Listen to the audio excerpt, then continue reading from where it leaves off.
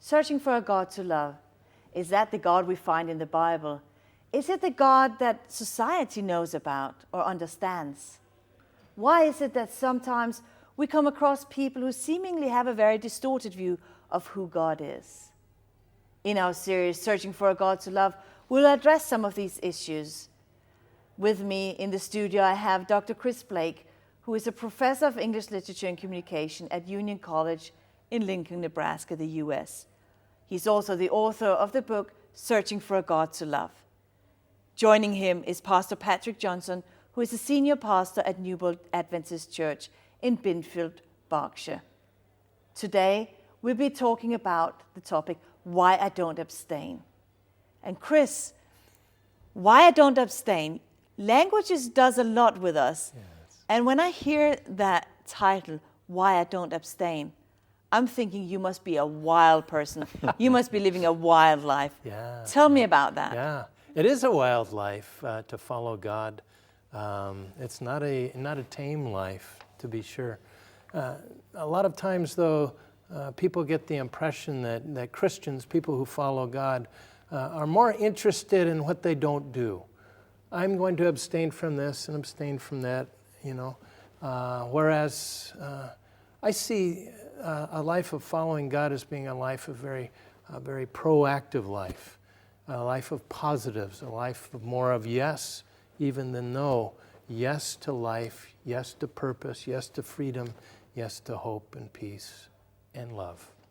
But when I identify myself and what I believe, it's sometimes easier for me to say what I don't do, how I separate myself from others. Because, if I'm going to be describing myself to you, I'm not a man. I'm not American, I'm not this, I'm not a professor. So it becomes in the negatives, as you were saying. Right. We're defining ourselves out of what we are not. Yeah, might be easier, but it's not better. You're a woman, right? And your country of origin is? Denmark. Okay, so you're from Denmark.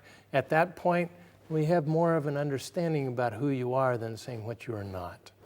But why is it then, as believers, as Christians, we get wrapped up in identifying ourselves for what I do not do?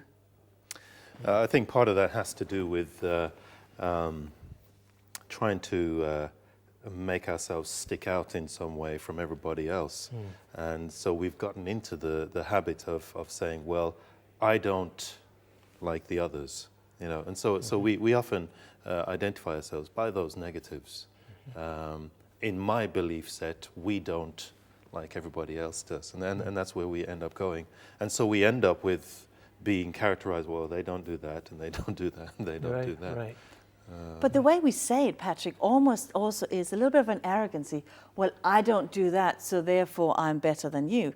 By not doing this and this and this, I'm actually putting myself on a higher pedestal. Yes, and that is a danger, trying to define holiness by abstaining, That's right. by not doing. It's as if, because what you do then is you give the impression that God just wants you to not do a lot of stuff. Yes.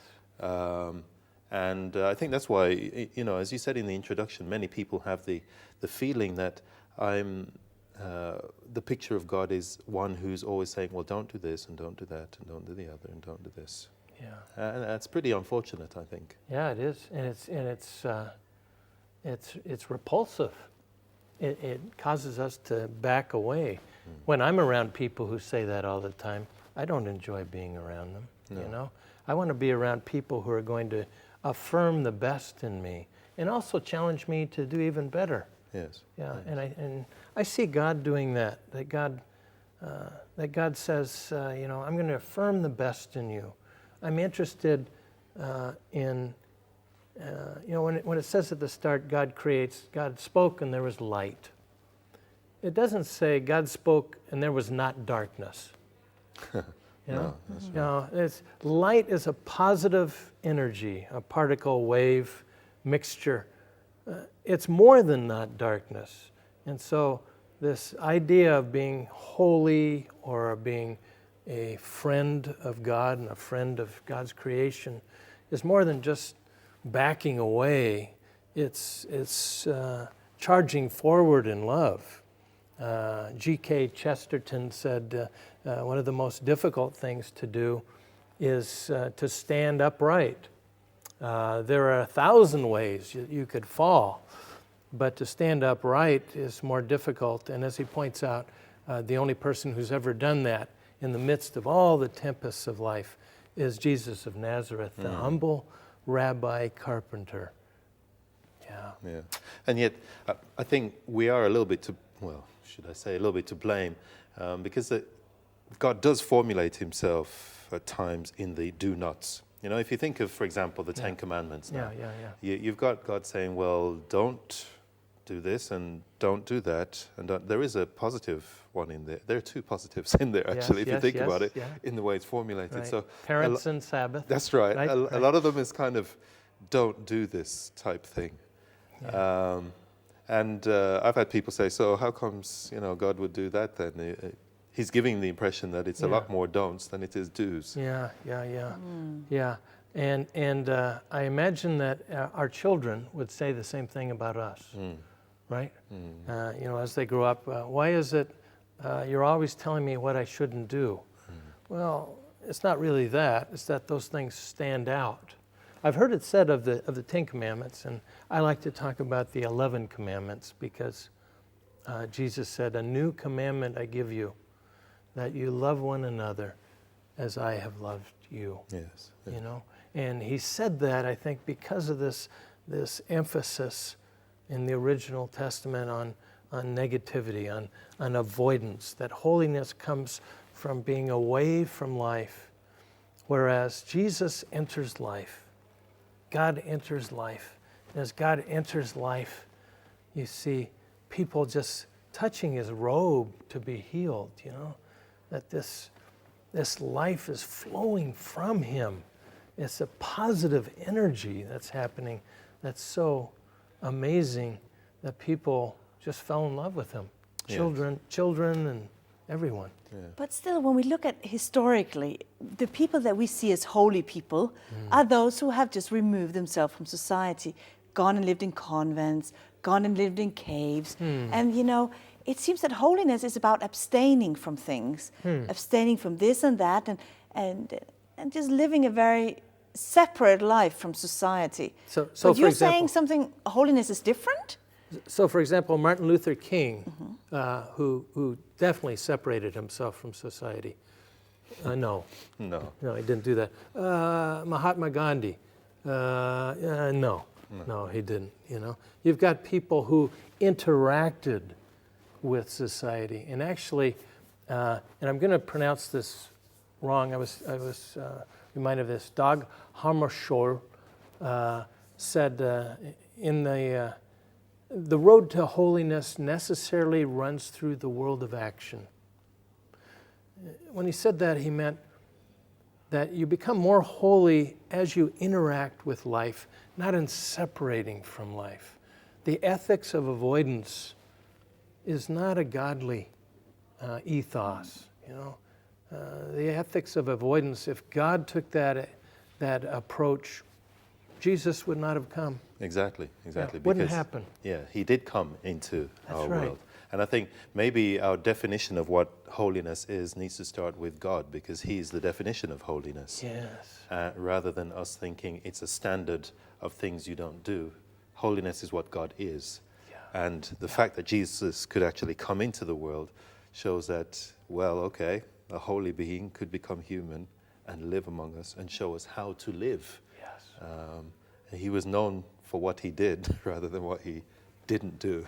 Excellent. He got into a lot of trouble because he was always doing things that people said, you shouldn't do this if you're holy. Right. And he's saying, that's not what it's about.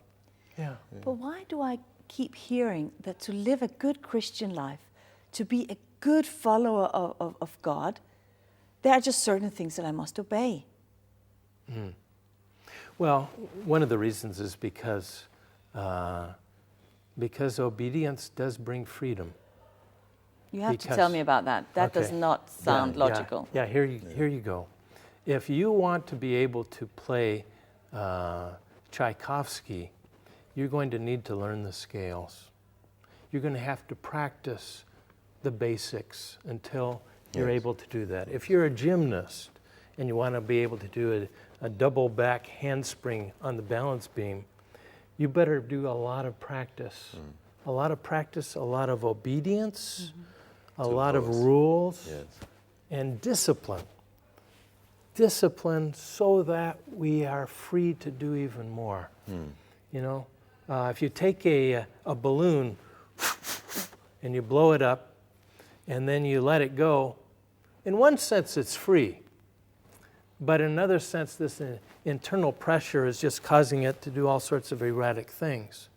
Whereas if you have a jet airplane with 70 controls, it's the controls that give it the freedom to soar above the storms, to go against the wind. You know, it's those controls that give us freedom. And that's what the Ten Commandments are about. They enable us to be free to love God and to love each other in wonderful, winsome ways. I guess part of the problem for many people is they feel they're only ever doing the laws. They're only ever practicing. They're only ever doing the discipline and never get a chance to actually live freely. Because within the mindset is, oh, I've got to stick within these rules, and when do I ever get to actually live? When do I get the chance to jump? When do I get the chance to perform?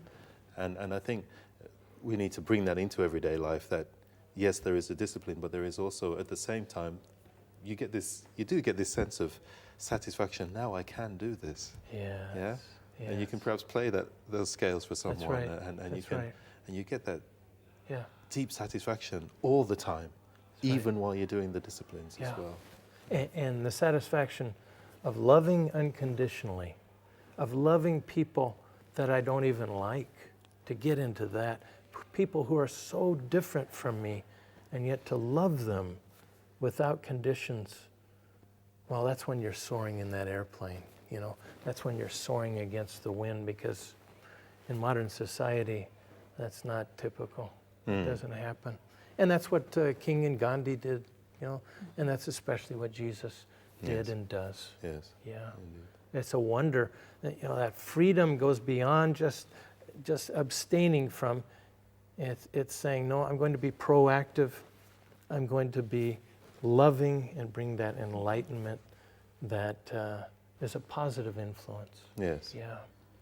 So I want to explore more that proactive living, more that how we can actually actively engage in that and be perhaps more holy people through engaging with society. But first, we'll just go to a break and we'll be back shortly.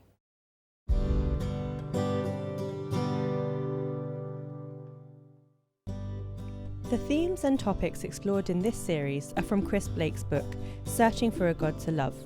For more information on how to get your copy, please visit searchingforagodtolove.org.uk. I wanted to learn English. I wanted to do ministry. To have a church for the people of the streets, the wounded, the rejected. To get both a theological perspective but also a psychological perspective of what human beings are. I wanted a more theological base and a more steady base, and not just opinions or things that I think about the Bible, but to know more. It's being opening like a new world.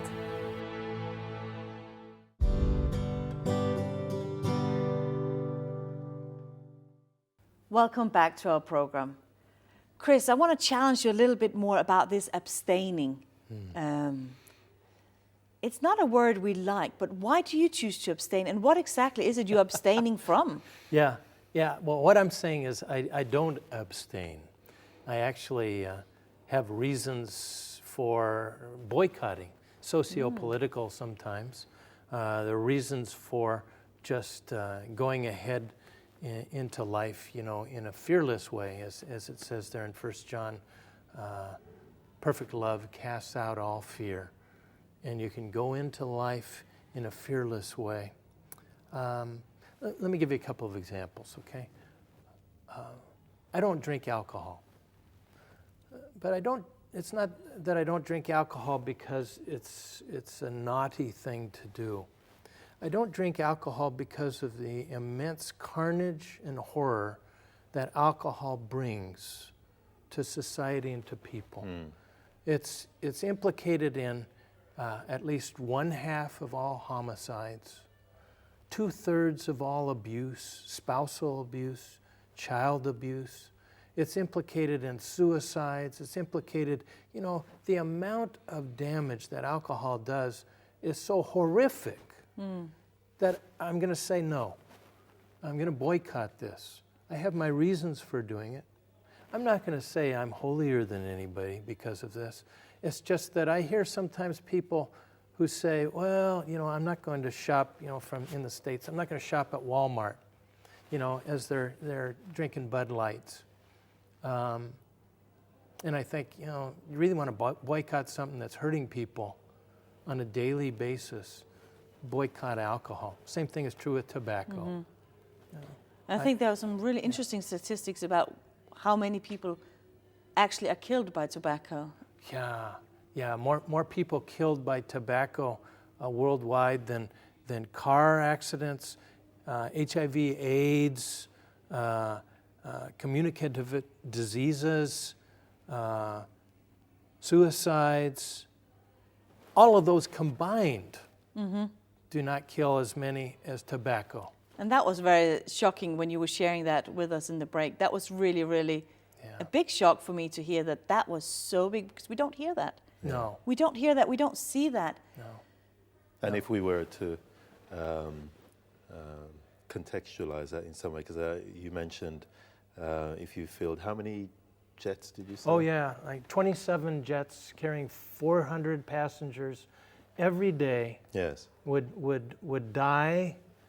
It went down, and that happened every day. It would make headlines, but that's what's happening every day from tobacco. People dying from tobacco, and yet, people say, "Oh well, it's just business." Well, it's not just business. Yeah, and to have the discernment and the courage to say no more. And a lot of people are doing that. They're just saying, "No, I'm going to boycott this, and I'm not going to allow you to get other people hooked on it so that they die." But what would you say then, what should a church's stance be? I mean, we could perhaps say, Right. as a church, we boycott alcohol. Right. Would there be room within a church setting for somebody in the community to say, well, I just drink a little bit now and again. I'm not causing any harm to anybody. I'm not causing traffic accidents. I'm not. Yeah. Would there be room in a Right.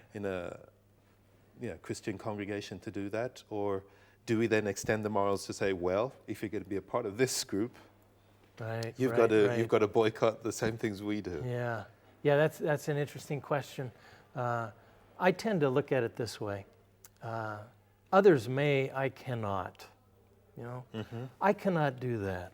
I'm not going to participate in that enterprise because of the carnage that it brings. Now, you're right. A little sip of wine now and then, I don't think brings carnage, but it's the opening to bringing carnage. And as a community, every community has to determine, and to what degree do we allow this? Do we say it's okay? I mean, the very communion service, there are different congregations, and whether they allow alcoholic content or not, whether it's new wine or fermented wine, those are discussions that go on.